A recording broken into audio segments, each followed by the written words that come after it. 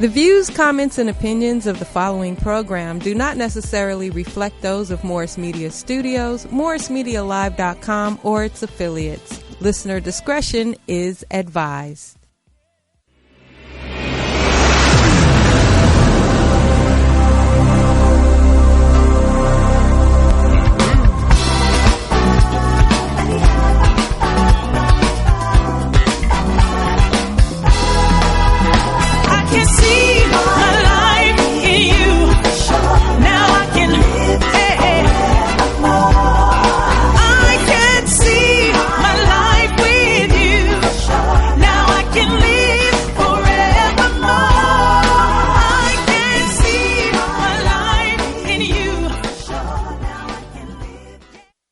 Welcome back to Health from the Inside Out. I'm Dr. Jason Kelberman, chiropractic kinesiologist, and you are in for another amazing show. I'm just going to quickly introduce Dr. Q Collins to my right here. We're going to get with him in just a minute. I just didn't want to have him feel uncomfortable waiting too long because I got a lot to talk to you about today. I wanted to first give a framework to where we've been and where we're going. Last week, you had the pleasure of meeting Dr. Cutter, who's an amazing surgeon in the field of cancer care. And what triggered me today was Dr. Collins is also in cancer care, but let's call that an alternative form of cancer care. And if you've been paying attention to the last bunch of shows, you'll have seen that I brought on doctors, professionals, and people who are in fields that are non-surgical and non-drug related. Being a doctor of chiropractic myself, I've had to function solely and help all of my patients without drugs. So we are, you could say, one of the original holistic healing systems. On the first show, we talked about the different types of chiropractic, how just like the medical field, there are specialists. There are people who do pediatrics, who do orthopedics, who do metabolic nutrition, etc. And I'm going to go through a bunch of those as well. And then we're going to chop in with Dr. Collins, who's had a fair amount of experience himself in all of these areas. So from a chiropractic point of view, you could say that we had one hand tied behind our back if you think that drugs are that hand. The reason we call the show Health from the Inside Out is because that's where health comes from, not from the outside in. And I know that in our Western society, we have a tendency to feel like we want to take a pill. We want to, have something do the healing for us. But I think that most of you listening today know that as we get a little bit older, you realize that it's what and how you take care of yourself that controls your health, and that you need to be an advocate for your own health. That even if you have an amazing set of support systems and doctors, that sometimes you need to ferret what's best for you based on your experience in life and how you responded to different things. So from a chiropractic vantage point, we are able to deal with things like herniated discs and stenosis and traumas of all types of the spine, but there are other specialists who do sports injuries, treating, for example, wrists, elbows, shoulders, feet, ankles, knees, hips. And if you were paying attention somewhere along session number 2, you realized that I had been around long enough to design probably the world's first and most effective foot strengthening device called the Foot Power Unit. I'm very proud of that because that was a big hole in exercise rehab. You go into any gym in the world and there's nothing for your feet. There's everything for every other body part, or at least most body parts, but nothing for your feet. And they're pretty important. They are what makes us human. They get to locomote. We can't appreciate life without it, is where I'm coming from. And most of the patients that I've seen over the last 35 years were for a variety of different reasons also involving feet, whether they hurt or not. And that's kind of a point that I'm going to just run home. Sometimes things are problems and they don't hurt, or things are a problem and they don't show up the way that you want them to show up. My life's practice within the field of chiropractic is called applied kinesiology. Kinesiology is the study of the motion of the body, and what moves your body are your muscles.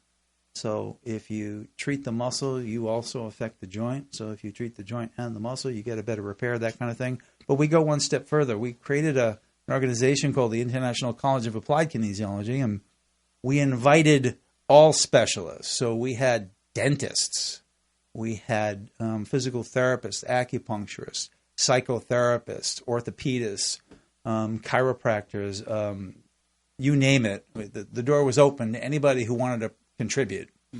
And so the basis of that is the triad of health. The physical side of your body, the chemical side of your body, and the emotional, spiritual side of your body. And if you attend to those three areas, you tend to be healthy.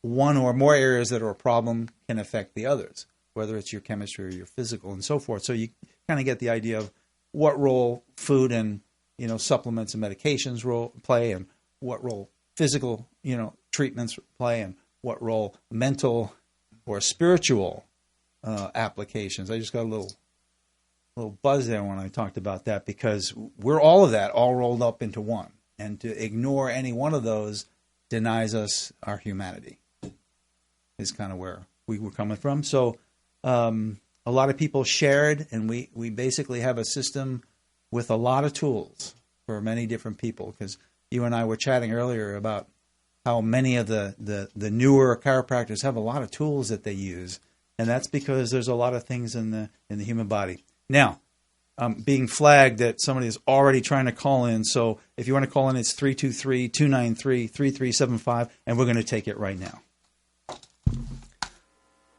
Hello, Dr. Kelberman. Hi, Doctor. How are you? I'm good. How can we help you? Well, I was listening in, and it was a couple of things that caught my attention. We didn't even get started. You already have a question. Yeah, well, it's an interest. Yeah, you just caught my. Yeah, you really. I guess you could say that. Yeah. One thing, you were speaking about cancer care. Yes. I forget what this condition is called. That it's like some kind of cancer in the bone, bone marrow.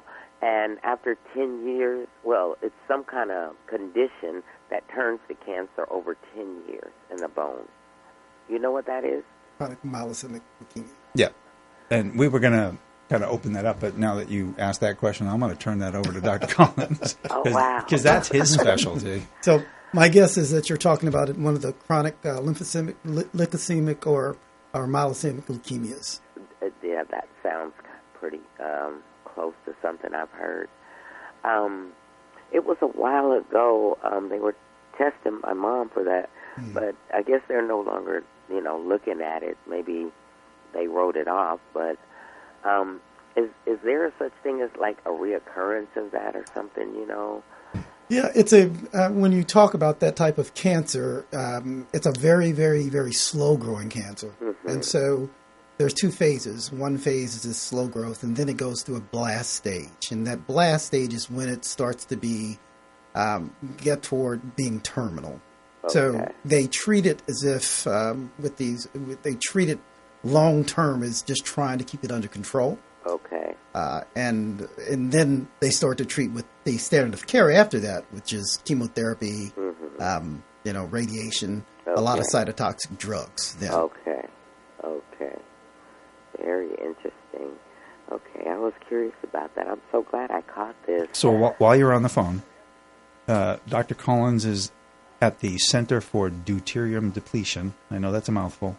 We'll get into that more. Okay. Yeah, his phone number is 800-208-0280, and his website is, of course, www.dd for deuterium depletion centers.com.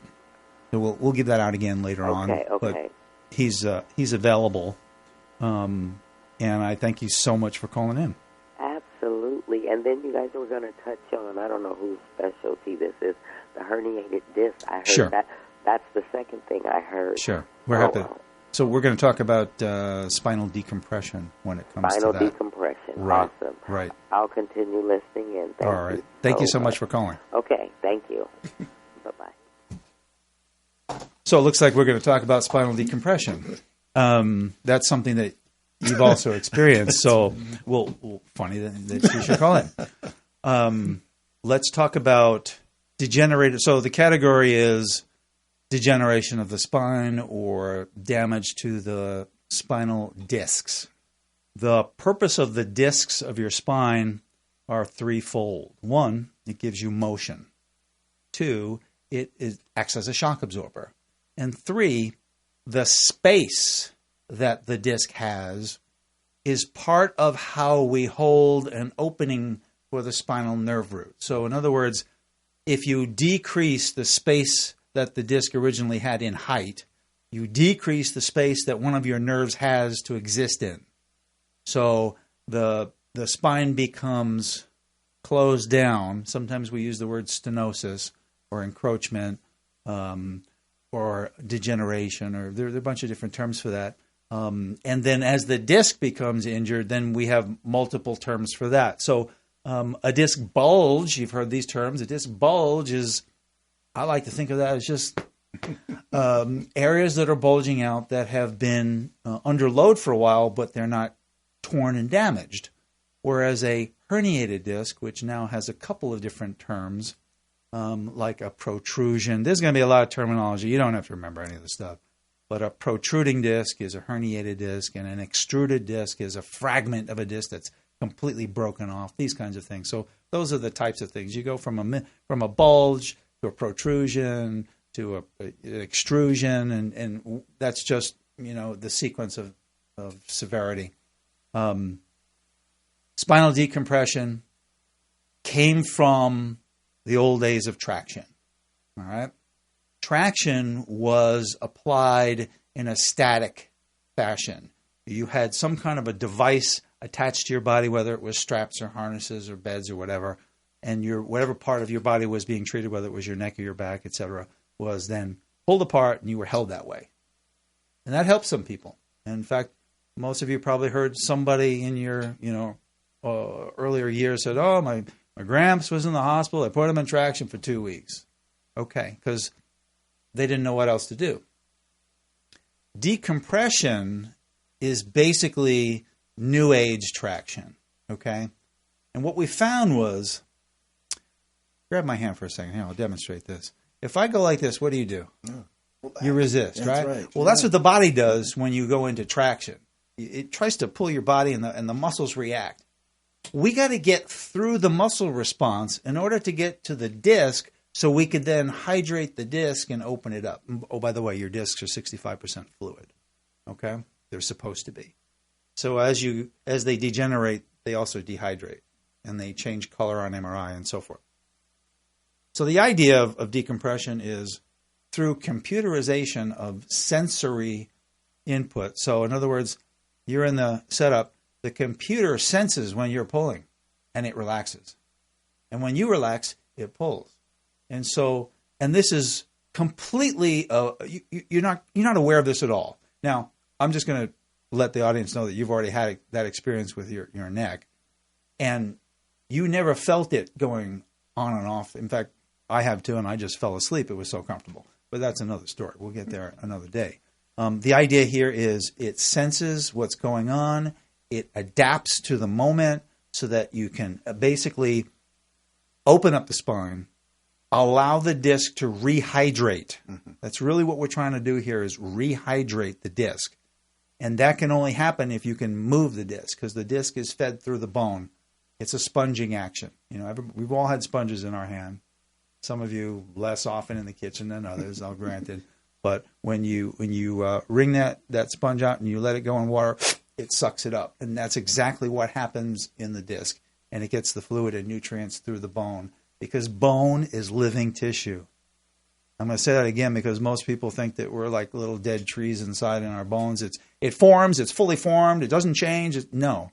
You replace all of your bone cells every 5 years. Okay? You replace all of your heart cells every 6 months. Nerve cells, completely different story. We're not going there because that's a tough one. However, here we are. We're in decompression land. We have modern computerized equipment that can sense whether you're tugging or resisting or not. And we can actually open up those discs, create more space, create more hydration, take the pressure off the nerves. Nerves control muscles. There you go.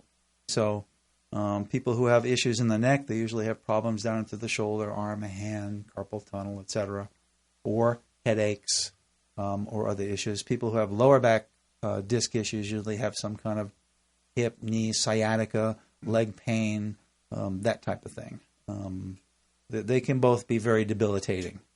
If you've never had nerve pain in your life, thank God. It is very hard to reduce. Drugs don't do a very good job of reducing the pain of nerves, and that's why spinal decompression is so effective. And it can keep you off opiates, which is another, come on.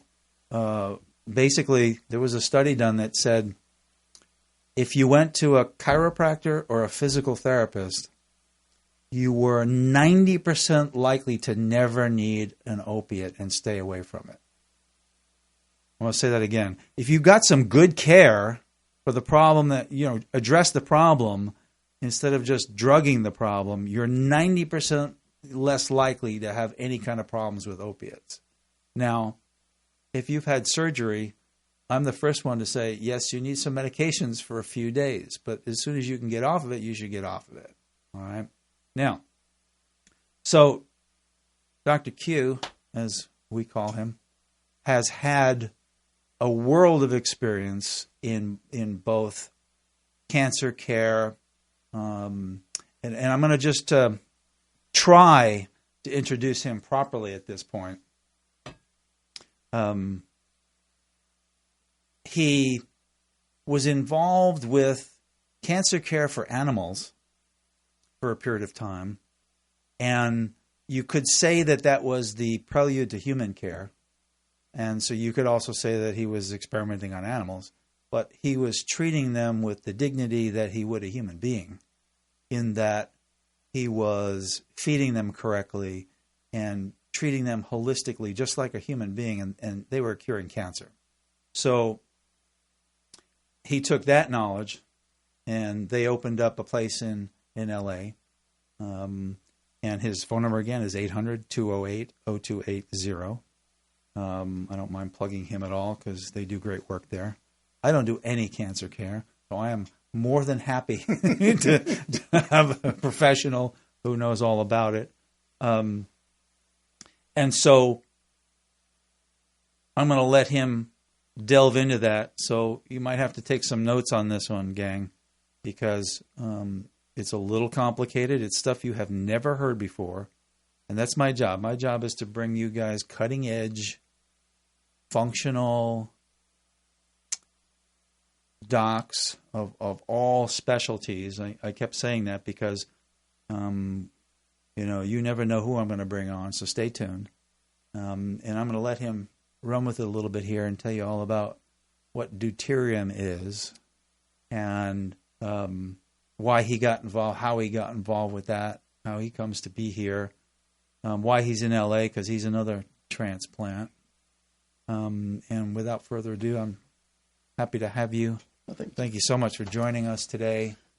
Well, I appreciate it, Jason. Yeah. This is great. I especially love the opening because it made me relax. I think this is probably the 30th time interview I've done, but it's the first time that someone's actually approached it holistically, even on other holistic shows I've been on. So I appreciate it. Nice. A little bit about myself. Again, people call me Dr. Q, so if you go on the web, that's where you usually will find me as a Dr. Q. But I started out many years ago. Many years ago. Just like me. Yeah, that's right. Many years ago. And I started out and got my bachelor's degree in poverty healthcare. Poverty healthcare, because I was very concerned about health for African Americans, and how there seemed to be a disparity of equal care, especially in cancer. So I got a dual degree in that and biomedical engineering. And then from then on, I went on to grad school, got two master's degrees, one in epidemiology and the other in oncotherapeutics, which means I designed drugs. I was trying to figure out how to do these kind of things to help. Then after that, I picked up, I got my PhD in clinical immunology and a PhD in metaphysics, which is the funniest part, as you said. It's the spiritual part of how these things go together. So it's a very complex thing. My wife used to say I went to school so long because we needed things to put on our wall and we couldn't afford pictures. So that's what it's for. I originally started out with in the as Jason liked to say, the Western medicine. I was in medical school, dropped out of medical school, just got my PhD in research instead. And I did this and went to work for a large pharmaceutical company. I was an executive with them for 10 years. And I designed a lot of the drugs that people rail on today. Chemotherapy drugs, pravastatin, Rogaine, all these things I got a chance to work on and learn incredible amounts of science. And as an African American, that was really, really great because back then there was a handful. As a matter of fact, I was probably... And you knew every one of them. Yeah, I knew every one of them. And I was the school I went to in upstate New York was over 100 years old, and I was the first African-American male to graduate with a PhD, just to tell you how long ago that was. That's really important because a lot of the things I do today, even though they're very, very advanced, they're all basically have to do with what you can do with your own nutrition, with your own understanding. Health from the inside out. I love it. Health from the inside out. Yeah. And I think it is fantastic what you're doing. And we put another couple of layers on it. And I usually have never, this is probably the first time I've ever actually brought that side out because usually it's very, clinical. And I don't talk about my perspective as an African American and what this means to what we do. But what I do is you're going to love because it's very, very simple. And I'll tell you how I got here, and that'll be important. As a clinical immunologist, I developed drugs to treat cancer, and that's what I did. My wife developed what's called a glioblastoma, which is a brain cancer. And if anyone knows about it, it is a terminal brain cancer. At the time, I knew nothing about it, being my specialty was leukemias and breast cancer. So I knew nothing about this. But of course, being the smartest guy in the room, I was going to cure my wife. And I was going to do these things. And we had called my super friends. Out of necessity. Yeah, out of necessity. Yeah. And also, I had super friends. I had friends at NIH. I was at NIH. I had friends at the FDA. I was at the FDA. So I could call in all the people I knew to try to come up with a way to cure. Wow. And what we found very quickly is there was no cure. And so my wife came to me one day. We were in Virginia at the time. And she came to the medical school and she came to my desk and she said, honey, I want you to read something about this thing called a ketogenic diet. And I said, keto, back come in on. the day. Yeah, come on. Come on. What's a ketogenic diet? She said, well, it's on the internet. And I went, oh, well, you go tell the doctor internet not to call me anymore. I'm going to call my boys at Harvard and Stanford, and we're going to do it. So you crossed over, basically. Oh, I crossed. If Ann was here, you know what she's saying. That's right, to the dark side. so we went through that, and she came to me about a week later, and she had put a bunch of paper onto it because she knows what kind of guy I was, and she had gone to the library and bound all these papers up in leather and put it on my desk and said, "Read it, asshole." So that's how I came to this. And it was great because I started reading these things about this thing. A ketogenic diet is very popular now, and I'll tell you why it's popular in a little while, but it's very popular. And it's just a way of eating. It's a high fat, low carb diet that has adequate protein that tends to cure or mitigate a lot of diseases like diabetes and cancer and autism. So you could call it an anti-inflammatory diet. It is. It drops the heck out of inflammation because it knocks those things that I do, those immunofactors. It knocks them out, and that's the thing that always gives rise to inflammation. So let me just put a little pinpoint here then. So what you're saying is that a ketogenic diet will essentially stop the triggers for inflammation, and that leads to disease. Notice I call that disease. I like that. I like right? when you did that. Because, I mean, I think in 10 years, everybody's going to say, everything in the world starts with inflammation. You know, heart disease starts with inflammation. Everything starts with some little blip that goes into a bigger blip that becomes a bigger inflammatory problem, which then explodes into something else. That's exactly so talk more about that. Well, and that's really it. Yeah. So it came down to this diet, and as she got sick, I was, when you look, I was a lucky man because I couldn't cook, I couldn't clean, I couldn't do it, but I had to learn. So you got my sponge now. Yeah, I mean, that sponge, yeah. I had to learn how to do all those things again, and the ketogenic diet was very nice because it's all science. It's simple. Yeah, it's so many grams of this, so I could science the heck out of that stuff. Oh, wow. And so I started I'm actually probably, as we talk about the ketogenic diets, they call me one of the grandfathers of it. And that I started to make it more therapeutic. And so what I did was to start what I call the pet cancer trial. And I would take dogs with cancer over the internet, treat them, give them all these things that came from different labs in the country, like Dominic D'Agostino and Tom Seafried. We get things from their labs. Name dropper. Yeah, I had to do it. Just people know I'm real. Yeah. So to get all these things and give them to my wife, or give them to the dogs first. And if it worked in the dogs, it went to my wife. And that's go? Yeah, it went really well. And I really think of Tom and Dominic and Miriam. They all helped me so much. I mean, Dr. Scheck, Adrian Scheck too.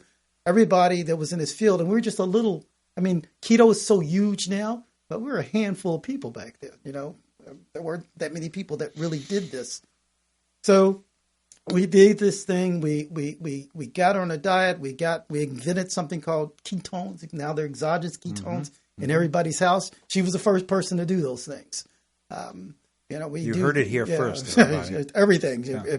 I always laugh at. I hope Dave hears this because we talk about bulletproof coffee. No, she was drinking bulletproof coffee before it was in style. So all these things we did to get this fat in. By the way, I like their protein bars. Yeah, you like their protein bars?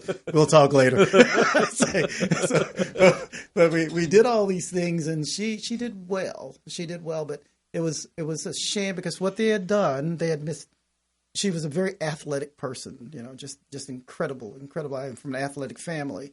And so they thought she had a back problem, and they had a back problem and a heart problem. And so they misdiagnosed her heart problem and given her a pacemaker, and it really ended up being a GBM. And she was getting wrong signals from her brain that were making her heart out of sync.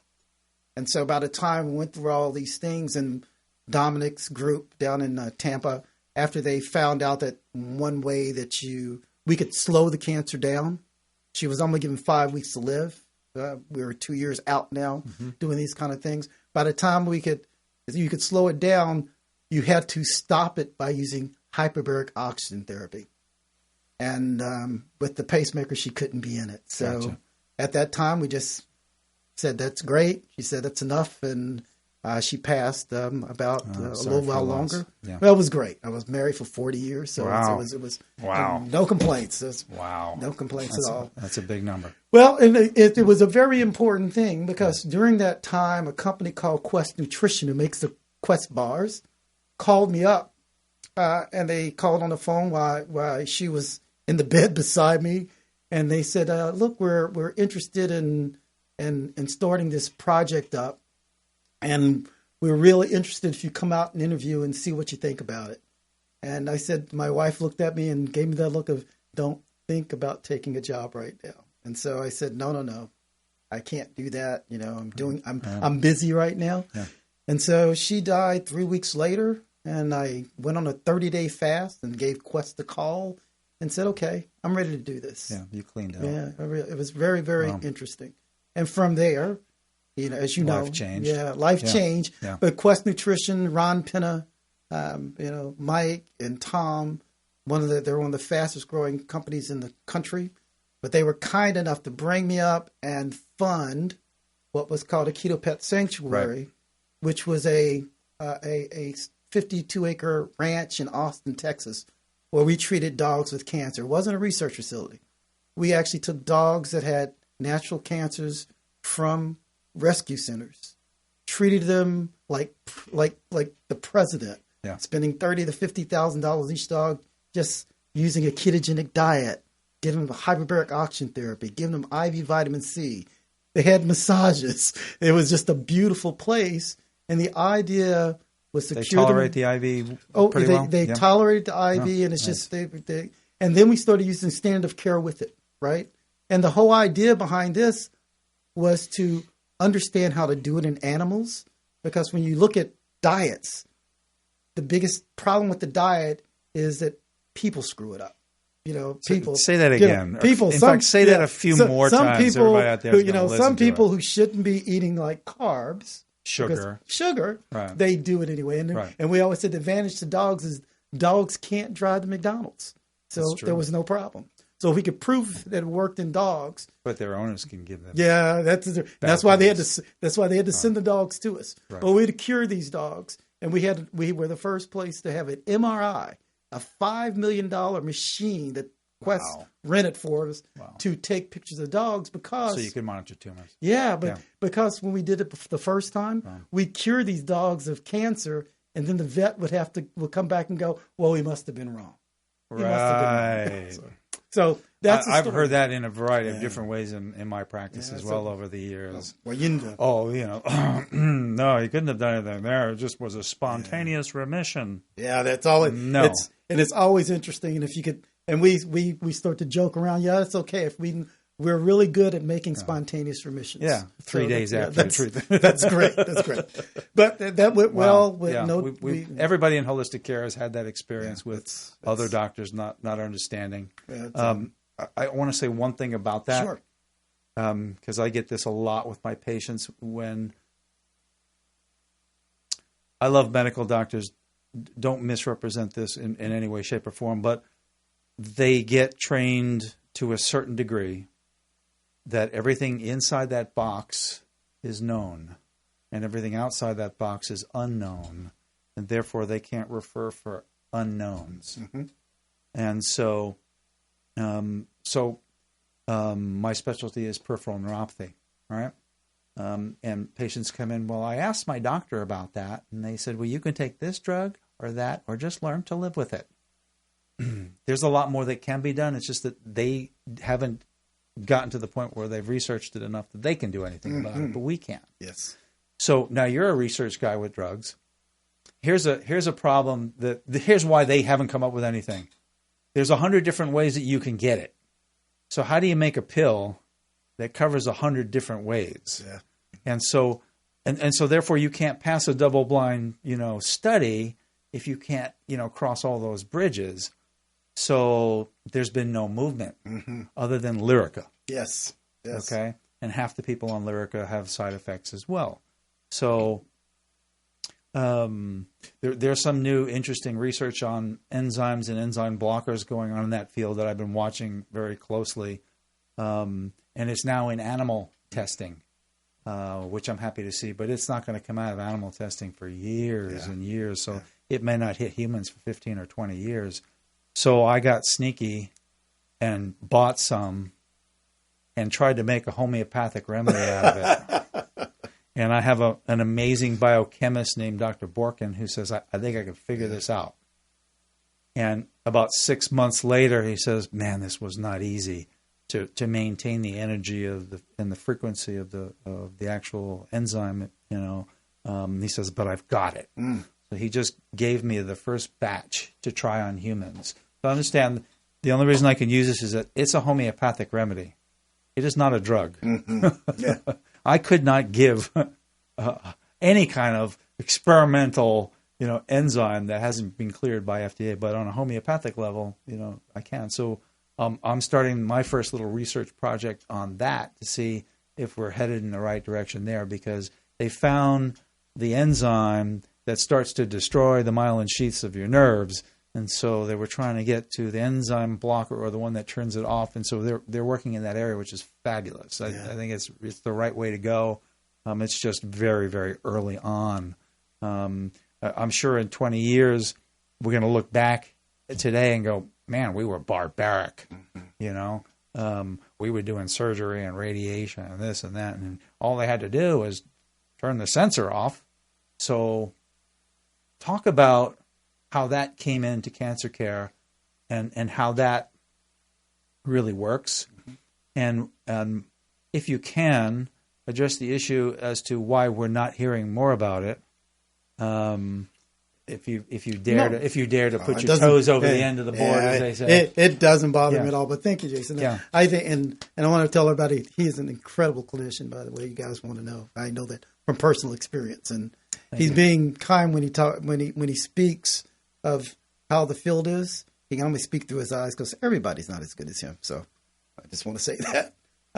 So when we fast forward this diet. Where I am today, I have founded a program for UCLA with another couple of researchers, and what we were able to understand is actually the way metabolism works and the way food works at its molecular level. So when we're doing ketogenic diets and things like that, it was very difficult. I did clinical trials and studies with a lot of different hospitals across the country. We had people at Johns Hopkins. We had people at Harvard. We have people at Barrows Institute, Cedars-Sinai, all these GBM patients. Sometimes it works. Sometimes it didn't. It worked well in your hands. They would go home and it wouldn't work. The reason being is that food is not just food. You know, to get food to be a medicine, you have to make it precise, and it's got to be from the right animal at the right time. And we never could figure out what the components were. And about 5-6 years ago, I started work with, as I said, another gentleman from UCLA.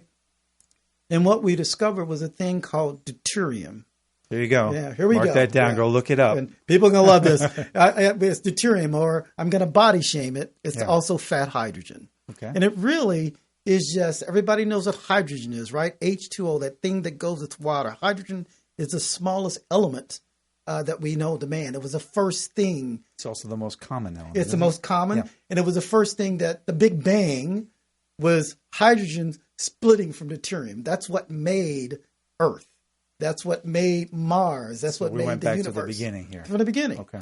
And so I always like to say the interesting part is when we really break ourselves down, we're the same. We're made of the same thing as the sun and the moon and the stars. We're all energy of the same We're all the same things. And it's energy. Right. It really is. And if you would have asked me that about homeopathic remedies 20 years ago, I would have laughed you off the stage. I know. You know me. It's like, but now I understand that's not true because I only talk about that in environments where I know it will be well received. Yeah. I mean, then you can talk about muscle testing next, right? We're going to really go. We're going to really get people going crazy. So if what happens is the way your body works is really amazing. You eat your food, and we always talk about proteins and fats and carbs, and that's not what your body does. Your body simply takes the hydrogens out of that food and it puts it into your cell in a place called the mitochondria. And I don't care how. It's the energy center. Yes, everybody knows. Yeah. It's the powerhouse of the cell. They're really tiny. Yeah, they're really tiny. And inside that little tiny thing, there are things that are called nanomotors. And so one little mitochondria has about inside it could anywhere from 1,000 to 100,000 of these little nanomotors that make energy. And they make energy. They make energy every time these hydrogens. Imagine like an electric turbine. And they go in circles, and instead of being pushed by water, they're pushed by this flow of hydrogens.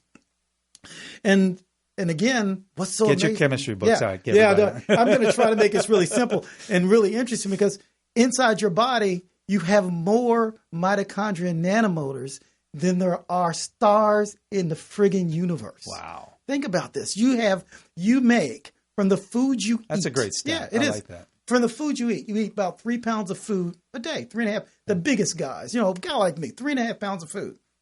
Football players, 3.5 pounds of food. You make from that almost 200 pounds of energy.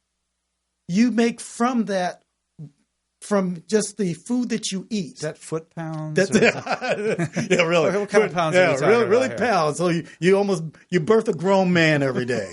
So, and not only that, but you make water out of your food. That's one thing that we've that nobody really understood. Every time that you make energy, you make water.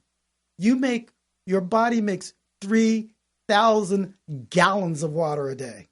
Except your body uses up 3,000 gallons, but it uses it up. It recycles. Yeah, we recycle. Yeah. You're really just this nuclear power plant. And so what has happened to us is that the foods that we eat now, the environment, the global warming, all the climate change. There's no such thing as global climate warming. Change, because there's no global warming. Right. There we go. All these things are increasing the bad hydrogen, this deuterium, in the atmosphere and the food we eat. So stop, because you cross the bridge that somebody is going to have missed. Okay. So deuterium is the hydrogen. Yes. It's the bad boy. Yeah, deuterium is imagine twins.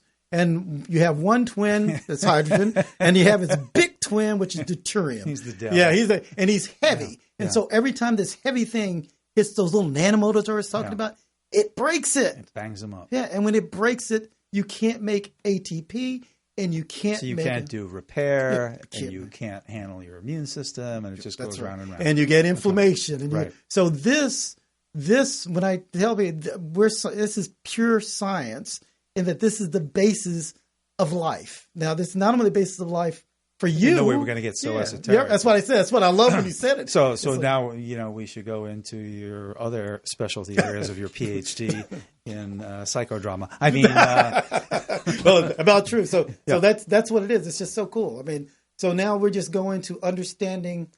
Our whole job now is to understand how deuterium works, how to deplete it out of your body, and it gets, as we get older, our ability to get rid of it goes down. So why are we having more deuterium than ever? Yeah, that's great. Thank you. And Jay he's called me a man. He's throwing me the softball on that one.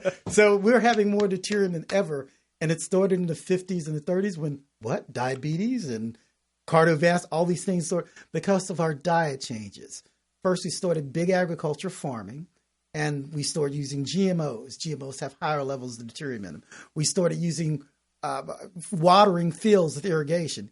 Irrigation is, instead of rainwater, it uses river water. River water has more levels of high deuterium in it. We don't sleep anymore. When you get rid of your deuterium and build your body, when you're asleep, during REM sleep and deep sleep. So just call him Dr. Deuterium. Yeah, Dr. D. Yeah, for Q Dr. Collins. D. Yes. Yeah. Again, if you call it Big H if you want to, there it's like a rapper's name. So I know a lot of people out there go, well, just tell me what foods. Yeah. So chat about that. Yeah, this is cool. I mean, it's really simple. So green plants, when it's green, the reason a vegetarian diet or vegan diet, because green plants are deuterium depleted. Right? Naturally, because those chloroplasts, those things that make it green, are the things that get rid of deuterium. Okay? And then animals that eat green plants are also depleted. Yes, so grass-fed animals, wild-caught fish, free-range chicken. But those things become bad for you when they're pin-fed and fed grain and corn. Right. Then they have a lot of deuterium in them, and when you eat them, then you have deuterium inside you. So it's really simple. Now, the interesting part is, here's where you start to run into where you have to go against your social norms. The way a plant works, it gets rid of the deuterium. Where does it get rid of it? It gets rid of it to its fruit and to its seeds. Because the reason that it makes a fruit is to fall off a tree, to go on the ground, a horse come back and eat it, poop out another tree. That's what it's for. Right. We've changed our lifestyles to where we're taught to eat 5 and 6 pieces of fruit a day. They're loaded in deuterium. And so, what about nuts and seeds? Well, nuts and seeds, nuts like walnuts, pecans, all these things that are keto, they have high levels of fat in it. Fat is deuterium depleted. That's why walnuts and pecans and all the great. We're doing good then. Yeah, I mean that's it. It's freak. Like all these things. So what we always say, we're like BSA, those old commercials. We don't make anything. We just make things better. So yes, we can simply explain to people now why things work and why they don't work, and give them the education and knowledge to make good choices. Here's another question, because the next thing is, how long do I need to be on any kind of a change diet before I'm going to see some results? Yeah. Because I need to have immediate gratification, or I'm going to take a pill and eat sugar. Yeah, no, it's so true. What are we talking about here? Here's 30 days, 90 days. Here's what I tell people: the body is an amazing thing, and the body is the master, not you. And the more you learn about it, the more you're amazed about it. You're amazed. That's how I feel. That's exactly it. It's an unbelievable structure. So what it's going to do, as you change over your diet, as you take the tear depleted water, as you do the thing, go in the sun the right amount, the body's going to take that extra energy, and it's going to fix the thing it wants to fix first. You may not feel it. Right. The body has a priority. No question about that. And then you may start, if you're fatigued, your fatigue may go around, but your body's going to, it works from the first time you do it. And if people understand that, you may not feel it, but it's working because it has no choice but to work. If you take this deuterium out and the hydrogens are simply, if you think of it, it's like the screws that keep things together. Yep. Right? So if you have the right screws now, or if you have the wrong screws, I guess it's about anybody's ever. Are we talking Phillips head? Yeah, well, Phillips head. But I always like to say about a Erector set, the building Lincoln logs. If you put, or Legos, right? You put the wrong Lego, that dog doesn't look like a dog anymore. And the deuterium is the wrong Lego. Gotcha. So it makes the three-dimensional structures wrong. So now you have arthritis and gout. Now you have heart disease because it's not structured. Do you see a lot of gout with people who are you see a lot of toxic that way? Yeah, you see a lot of any. And do you see a good response that way? Yes, as long as they change their diet. As long as they, and I would say it's not as long as they under. So there's two ways to think about it, Jason. If you can, or Dr. Kelberman, I won't be. I've been called a lot worse, but not by me. If you're able to, it's all about how much you're able to deplete, right? You can have a terrible diet, but if you can get it all out of your body, so it's great. What is that fact? So in metabolism land, we look at something called the methylation processes, and some people have genetic, we call them SNPs, whereby that process doesn't work so good, and you need some special nutrients to allow you to function in that world. How does that play into that? That's a good question. So this is under that. So when we talk about this thing, epigenetics, when we talk about how genes turn on and off, you've got the same genes as fish. We share the same. There's no difference between us and a fish. And if people understand that, I'm taking that personally. Yeah, really. I'm having a problem. I don't know with which that. fish you look like, Jason, but you're a good-looking fish. I like lobster, but do I want to be one? Yeah, but your body turns these genes on, and that's who determines. I who like we are. fishing. Yeah, there you go. Okay. You smell fishy? Is that what you're going to say? No. Oh, there. I'm sorry. That was bad. Next, I won't quit my day job. So no, you went over the line. I have to stop you. I have another guest to introduce, actually. But when we go into this, so what you're able to do is you turn these genes off and on, and they're turned off and on by hydrogens. When we talk about hold that thought for a second. For everybody out there who's had any kind of a genetic workup by any doctor, any place, anywhere, you may have come across a long list of things that are potentially going to happen to you. Now, when Q uses the word epigenetics, this is, I'm going to call it a science for right now. This is a science that helps us understand whether those things will turn on and manifest or not. And none of those things can manifest if you do the right things. So for everybody out there who got, some long list of genetic things, don't freak out. Just go see somebody who actually understands how our body really works to explain that to you. And sometimes it's best to stay off the internet and really, because, you might be just freaking yourself out, creating a mental component problem where there wasn't one and there is no need for one. So you're going to hear that a lot. And really, I get a lot of patients who come in, well, what about this? What about, no, you didn't get that. No, that's not you. No, stop it. Yeah, I love it. So, no, that's good. I mean, we always epigenetics. Say, epigenetics, that in other words, what Dr. Kelberman is saying is that, that's Jason to you. What I just call you? Oh, Jason to me. Yeah, I don't know. 3 years now, I get to call him by his first name. But you're simply not a slave to your DNA. Right. DNA is a highway. Right. That's all it is. And there's a lot of different off ramps. Check the right off ramp, and you're fine. You can take a different selection and go down a different route. And then what we're able to give you is how to get off those. That's really what we do in basic. We're able to say, okay, these are your deuterium levels. These are where you need to be. And we invented, our claim to fame is we invented not only this field, but we've also invented tests to be able to look inside a person, which they never were able to do before that. Now this is to actually look at the deuterium levels. Yeah, the first Nobel Prize. There's been 4 Nobel Prizes given for what we do. The first one was in 1942, and the last one was 2 years ago. So when people say, "Oh, this is new science," it's not. It's really not. It's just that we're made just working a different avenue, a little deeper level. It's coming around. So we're still back to health from the inside out. And so you would agree then that if you take care of the physical body, you take care of the chemical body, okay, however that needs to be with dietary things to lower deuterium or other factors.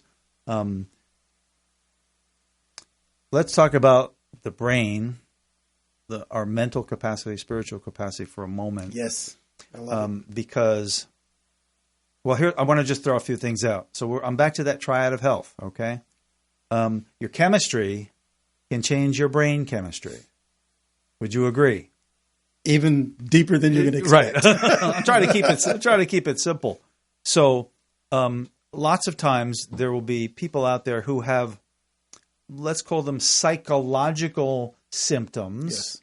Yes. I can't focus. I'm depressed. I'm anxious. I can't sleep. Whatever. You name it, right? That is a chemical change. All right. So that's one possibility on how that interaction goes. And then, of course, there can be the good old-fashioned stinking thinking phenomenon, in which case you have just beat your brain into thinking just awful things about yourself, and so they manifest. Yes. Right? That happens. Yes. If you tell yourself over and over, your hand doesn't work, I'm a piece of you-know-what, blah, blah, blah, it will happen. So what I think that, everybody has had some kind of an experience with that, though not everybody appreciates how profound it is. Mm-hmm. I've actually had patients who said that they had certain things that required surgery, and they actually healed it themselves through that process. I had a patient who had an abdominal hernia who decided that he wanted to try to heal it himself, and he envisioned silver threads every day going in and sewing it up. And within X amount of months, when he went back to have it checked, it was, healed. Amazing. So that's the brain in all its glory. I like to think that what we do chiropractically enhances the entire physical body.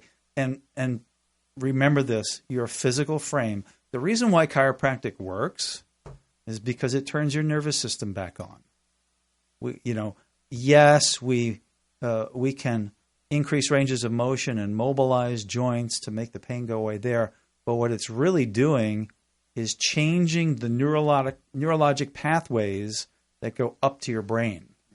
So you can feel a lot less pain that way. But then it's kind of like if your brain has 4 million things to do, it's going to decide what its priority is. And so maybe it's not your immune system today, or maybe it's not the inflammation or digestion, whatever it is. If you can clear those nerve pathways, and now the brain only has 750,000 things to do, and that's within its ballpark, well, then it's going to function at a higher level. So I think, it goes way back to 1895 already. So chiropractic has been around a long time, and it's a great field. I'm blessed to have had my first treatment when I was 16 because I was in a bad car accident when I was 12. Mm-hmm. So I've always had that appreciation, but it wasn't until I was later in life at about 28 that I decided to actually be one. Like yourself, you had other ideas of what you thought you were supposed to be doing, and life, God, people have led you down the path where you are now contributing. And this guy is amazing, doing phenomenal work in this area. For those of you who need to get a hold of me, it's westsidewellnesscenter.com, www.310-268-8008. And Dr. Collins, again, Center for Deuterium Depletion, 800-208-0280. We're getting down to the wire here, okay. So let's pull it all together into a nice little bundle. I love it. One thing I always like to say about chiropractic and acupuncture, here's what you guys, from my standpoint, do. you are able to direct the energy the way it's supposed to go because it gets blocked. Exactly It right. gets blocked. And that's why it's why I really appreciate it now. That's what you do. So what we do is we allow your body to make more energy. And this is really the trinity of all things. Because I believe that this energy, because you're one with the sun, you're one with the star, that's the same energy that is your soul. That's the same energy as your thoughts. Now we're getting down to it. It's really, that's why I said this. It's really not as black and white as I used to think it was when I got my first PhD. It is amazing. You're an amazing creature. And when you start to understand. We're all, not just me, guys. We are all amazing but creatures. You've got great eyes. So it could be it. But, you're an amazing creature. And once you understand how amazing you are, relax and simply stay amazing. And that's what we do. It's that simple. Not only do we treat cancer, because it's, we treat over 10,000. Yeah, we treat over 10,000 patients with this. You want to say in 1 minute why we have more cancer than ever before? Well, again, it's all that. Your hypothesis? Yeah, well, not a hypothesis. It's already, we've done the study. The deuterium levels are higher. And as the deuterium levels are higher, that's the reason you have less. And why are the deuterium levels higher? Because climate change, the food we eat, the stress of modern life. Are there other factors? Would we include levels of radioactivity in our world? Yeah, well, yes, because again, it's very simple. Once your energy levels are down, microwaves, radio You'll be waves, affected more EMF, by everything else. Then you're in trouble. You're in trouble with everything. It's like an open book. Yeah, so this is the same thing when I go back to. I'll end it with poverty health care. This is the reason that people, disenfranchised people, are in such trouble because they're the canaries that are out literally in the cage. Good way to look at it. Yeah. So you already have food deserts. There's no food, there's no food there. You have the worst water. Think of Flint, Michigan. You have all these things, and you have all these pressures and stresses from worried about cops shooting you to where your next thing to who's in the White House. And so these little things, don't go there. I said, whoever it is.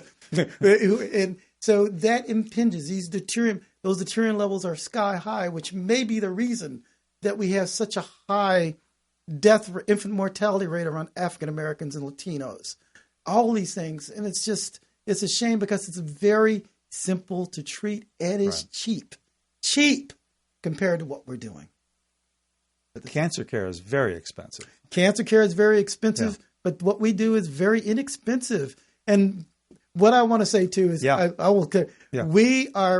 not really alternative medicine because what we really are is integrated medicine. What I mean by that is I believe I'm one of the people that I have patents in chemotherapy and in immunotherapy. So I believe in those things. They just weren't intended to be used the way they're being used now. There's a place for everything. That's why we have specialists. And what this does is make deuterium, makes standard of care work better. It makes chiropractic work better. Why? Because you're giving better patients back. You're better people. No question about it. No question about it. All right, we're getting really close to the end of our show. Health from the Inside Out. Love it. We in America need to do more to take care of ourselves and prevent health issues. Mm-hmm. Everybody who looks at how we're going to deal with health insurance in this country looks at enormous numbers because sick people are expensive.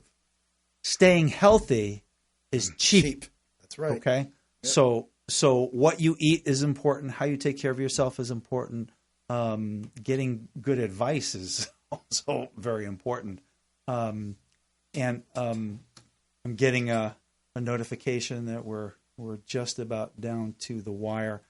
Just wanted to give out those websites again, westsidewellnesscenter.com, 310-268-8008, and www.ddcenters.com, 800-208-0280. I want to thank you so much. We could go on for another hour or so, because I've had 12 other thoughts in my head based on things that you brought forth, but I don't want to overload our listeners today. I think they got the idea that they can empower themselves. They can, work healthfully and eat healthfully And I just want to say that about 100 more times till my time is up here. Eat healthfully. Eat healthfully. Stop eating sugar. Sugar has never – here's a quick story. Sugar used to be classified as a drug. That's right. And then C&H cane sugar lobbied to get it changed so they can make $1 billion more on it. Sugar used to be a drug. It's not supposed to be eaten every day. Thank you so much for listening. We'll see you next time at Health from the Inside Out.